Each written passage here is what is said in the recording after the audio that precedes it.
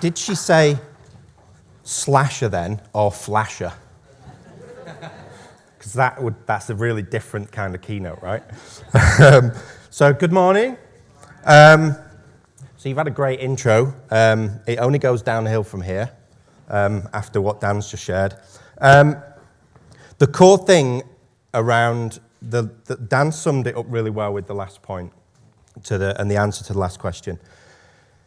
The key challenge with all of this is leadership, and it's leadership sponsorship and genuine innovation-focused leadership. The challenge is whether you're an official leader in your organization or whether you're all influencers, right? You all have influence in your organizations. The challenge is properly understanding how to innovate from a leadership perspective. So Dan shared loads of insights from the corporate startup around the challenges that you guys face. One of the core things I wanted to do today was one of the big challenges with being a speaker is, and if you look at all the research from people who put on events and they survey CEOs and senior leaders around the world, and they say, and the research that comes back about the biggest turn-off from people like you, when you're asked about people like me, experts, thought leaders, gurus, whatever name we all have, the biggest turn-off is unsubstantiated opinion. So what I want to share with you today are the facts about innovation. So I have my opinion, I have my experience of working with CEOs and boards around the world. As Celine just said, Dan and I are the co-founders of a global advisory team called Outcome. And I'm the co-founder of an innovation thought leadership platform called the Future Shapers. So we're privy to huge amounts of data and huge amounts of information about the real state of corporate innovation maturity. And I want to share that with you today. The challenge is, it's a little bit inconvenient. We, as innovators, as leaders, as design thinkers, as creatives, we're often in a kind of bubble because we're the ones in our organizations doing stuff on a daily basis. We're the ones trying to drive innovation across our organizations. So there's an essence of a bubble that we sit in because we're all doing really cool stuff. The challenge is, when we talk to CEOs and we talk to senior leaders, the picture is very, very different. And I want to share that with you today. But in the spirit of collaboration, what I actually want you to do is to go back to your organizations and have this conversation with everyone in your organization. And have this conversation, recreate the next 15 minutes with the leadership teams in your organization. So in the spirit of being a bit open source, you can have these slides, right? What comes with these slides, at the bottom in PowerPoint, is a set of facilitators' notes that I've written for you guys. They're not my notes as a speaker. I've specifically written them so that you guys can present this stuff back to your organization. Because unless we start to have these conversations and be genuinely honest about the true state of innovation maturity in our organizations, none of us are going to stand a chance of shaping the future.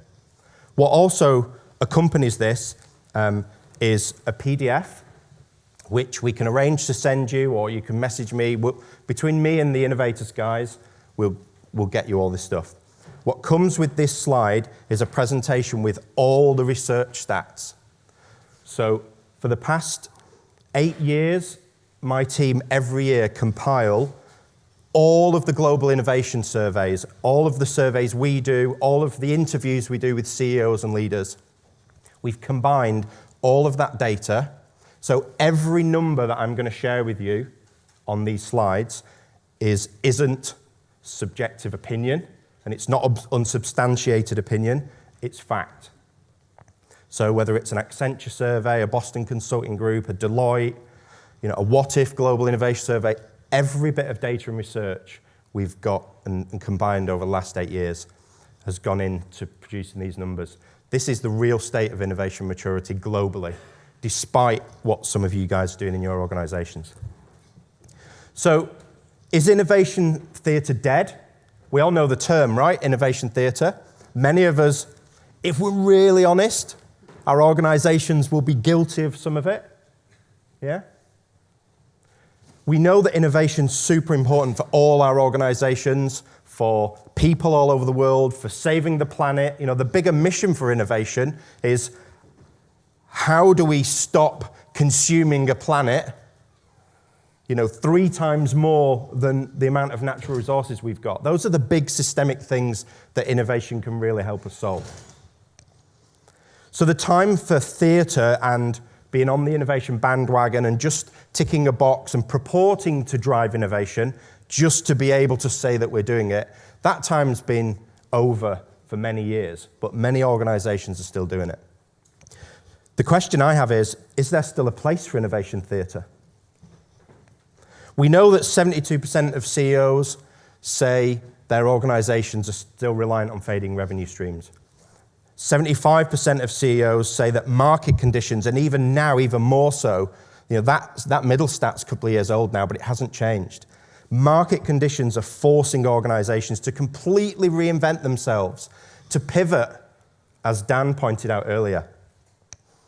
But ask yourself this, regardless of all the innovation stuff and all the great stuff that you're all doing in your organizations, who's absolutely super confident in their organization's ability to completely shift and completely change? These are the big fundamental questions that we work with CEOs on. We don't get down into the weeds of which methodology should we choose, should we teach our people lean, should we do design thinking. We answer fundamental questions, the big stuff that really helps shape organizations. So how polite are we as an audience? Is bullshit acceptable? Or do I have to be correct and say BS? Too late, right? The word's out. Here's the reality that backs up a lot of the things that Dan asked you in those questions. There are still gaps in terms of the alignment between corporate strategy and innovation strategies in many organizations. And here's the evidence, here's the reason why. 53% of leaders say their boards and their senior executive team talk about innovation, want to drive innovation. It's in annual reports, it's on organizational straplines, but the reality is there's not absolute alignment and agreement at senior level about just what innovation means. So if we don't have a common understanding of that one single word, how can we build game-changing strategies that push our organizations forward? 56% of leaders say they don't really know how to think strategically about innovation. These are the numbers and the stats that underpin a lot of the questions that Dan asked you earlier.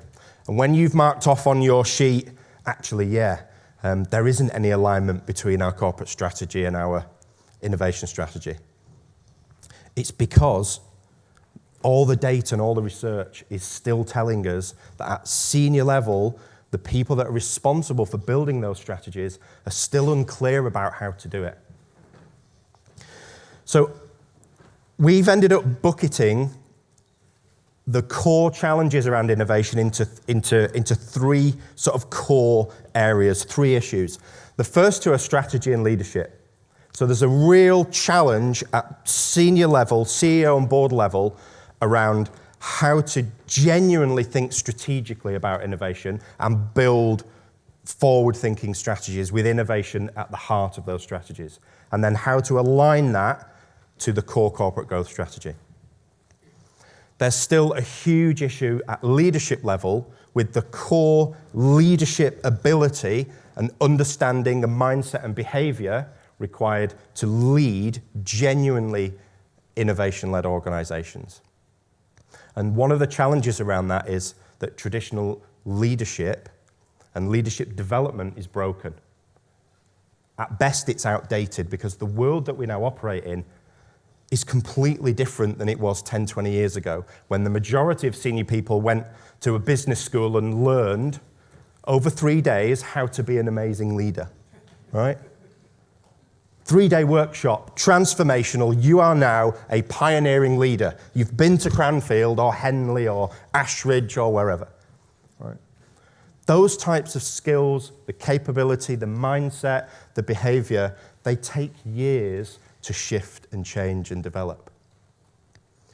So the big challenge is around leadership development, and it's something that we're seeing, having a lot of conversations now about how do we really shift leadership forward. You know, not just a little bit, but massively shift leadership develop forward. The third bucket that we know is a big factor is culture. And whether that's people still thinking in the same way, specifically at senior level, whether it's organizational structure, the culture and the way that the organization operates on a daily basis, we still know systemically is holding organizations back. All these three things all rest on the shoulders of senior leaders. And that's one of the reasons when I talked to Hans about doing this session and talking to you guys today, and then hosting the Q&A that Dan and I are going to do tomorrow, I wanted to really reinforce the challenge that we face as leaders. Strategy is a leadership challenge, and culture has to start with leaders. You guys as leaders and as influencers can help drive that change and drive that culture, but the core kickoff, the core direction, the sponsorship, the ownership, and the drive has to come from senior leaders. Anyone recognize that guy? Pretty obvious, right? His name's on the screen. You should have all said Mike Parker. If any of you know anything about Mike Parker at Nike, he's regularly voted the world's most creative CEO. You know, if you want to look at, and there's loads of inspirational people around the world. You know, everyone always cites the usual Steve Jobses and Bezos and people like that. But some of the people that aren't on that, you know, that media, TV sort of pedestal, some of the people that are under the radar that not that many people hear about very often are super, super creative people. Mike's regularly, look at Forbes and things like that, regularly vote Mike one of the world's most, if not the world's most creative CEO. IBM did a study a few years ago, and they surveyed hundreds and hundreds of CEOs around the world, and this was sort of post-Lehman Brothers, and 60 or something % of those CEOs said, we now recognize creativity is probably the number one skill that we need to develop as leaders if we're going to stand a chance of shaping the future. Now, that doesn't necessarily mean that leaders need to be creative themselves, but in order to drive innovation and build the kind of cultures that we all know we need to shape the future, leaders at least need to understand what creativity is and how to breed and drive creativity across organizations.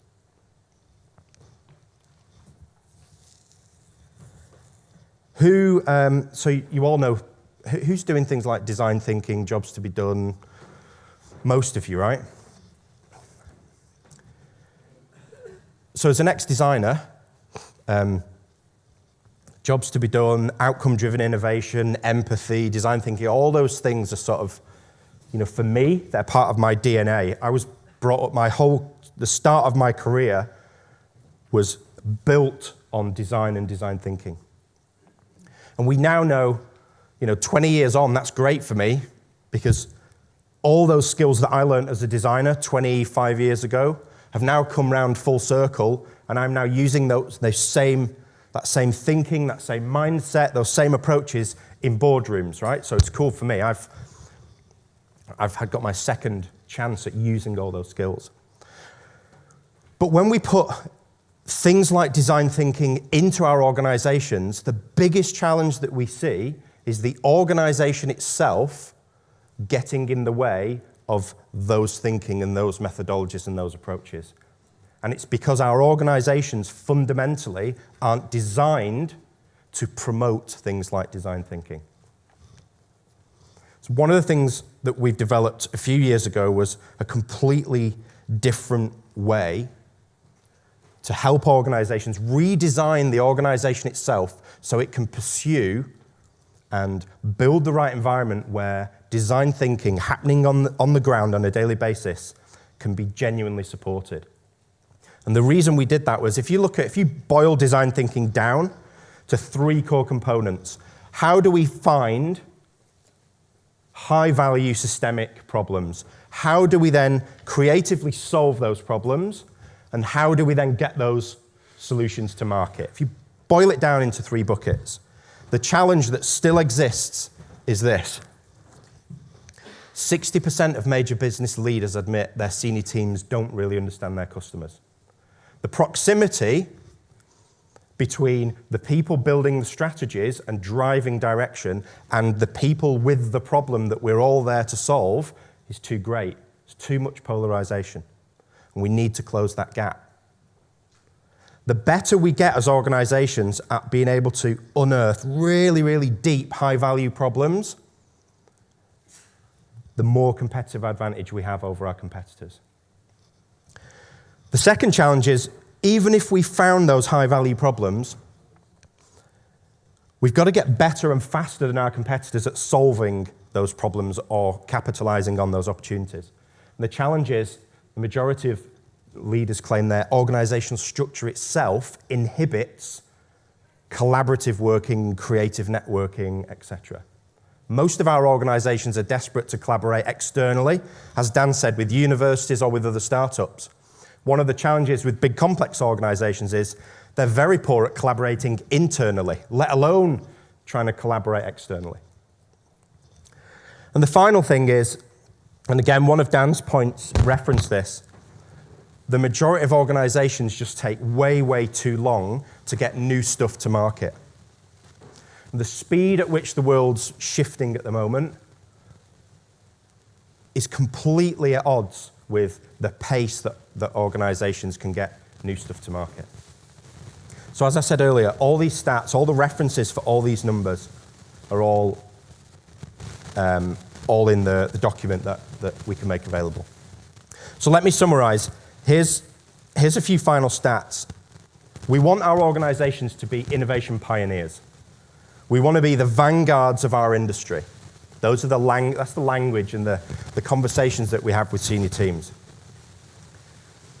But 75% of senior leaders, behind closed doors, think they already have the culture and an organization capable of delivering that.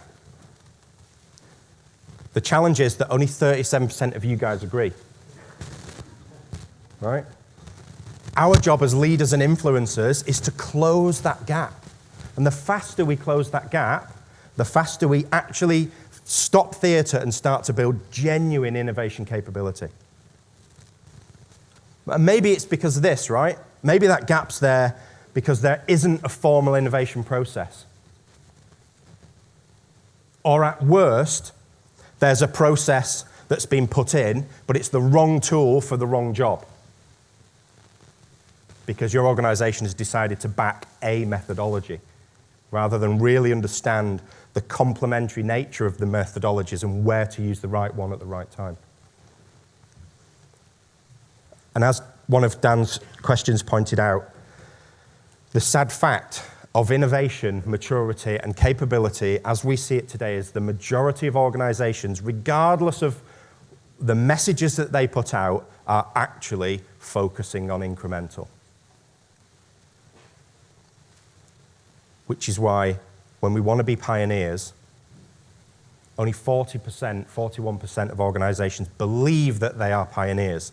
Now, I challenge that stat, because if 75% of senior leaders think they've got the right culture and only 37% of employees agree, I'd also challenge the fact that if this is a self-professed, we are pioneers, I think that number's a lot lower. So there's 6 questions I want to share with you. These are 6 questions that we're helping global senior teams answer now. And I'm going to whiz through them because you've got the slides, or you can have the PDF. Is what we're doing now working well enough to drive the type of growth and value that we really need? If we're going to do that, how do we completely redesign leadership development so it's the kind of leadership development required to deliver the future? And I'm out of time, but I'm just going to whiz through these. 2 really key words. Doing something dramatically different requires leaders to do 2 things. 1, be dramatic, and 2, be different. We need to figure out what that looks and feels like for senior leaders. If we're going to answer question 1, we need to completely reframe the time perspective that we measure our organizations on. We have to shift from short to long term, or from finite to infinite thinking. We need to use things like innovation theatre, but strategically, because many of our organizations need more energy, and we need to re-energize organizations in pursuit of innovation. And the final thing is we have to strategically design the culture and the ecosystem commensurate with the future that we want to shape.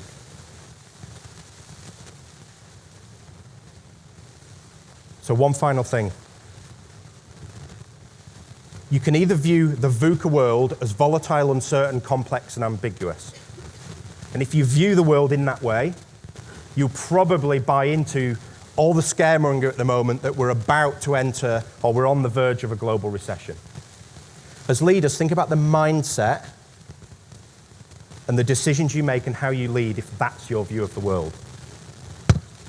My view of VUCA is to be visionary, unbounded, creative, and ambitious. And that positive context to VUCA means you're probably more aligned to $3.7 trillion, which is the number that came out of the World Economic Forum in Davos a few weeks ago. The 4th Industrial Revolution, the prediction is it will unlock $3.7 trillion worth of commercial value. That's the VUCA that I want to believe in. That's the power of innovation. And that is what we all have as potential if we really solve all of these leadership and innovation challenges. There's so much value and so much potential in the whole global system if we really, really embed innovation as a core capability and a mindset into our organizations. The potential is absolutely incredible. So use this 2 days to solve those challenges like Dan said. Bring those challenges with you tomorrow to the Q&A that Dan and I are running. Bring the challenges that you've put on your bingo cards, and collaboratively tomorrow afternoon we'll help some of you, or maybe many of you, solve those challenges. Share everything, discuss everything, start to act and figure out how you're going to shape the future. Thank you.